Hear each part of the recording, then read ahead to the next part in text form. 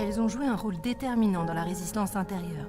Les femmes se sont illustrées durant la Seconde Guerre mondiale par leur courage, leur engagement et leur sacrifice.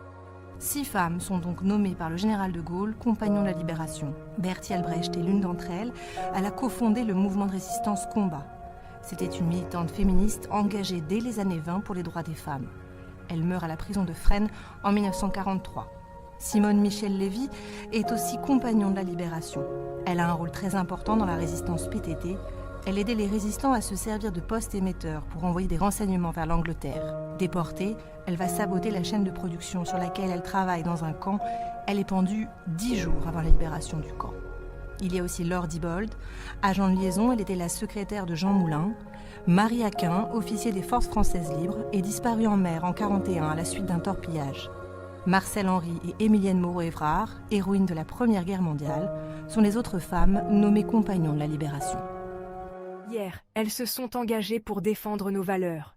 Liberté, égalité, fraternité, ce n'est pas qu'une devise. Aujourd'hui encore, la République, c'est notre défi.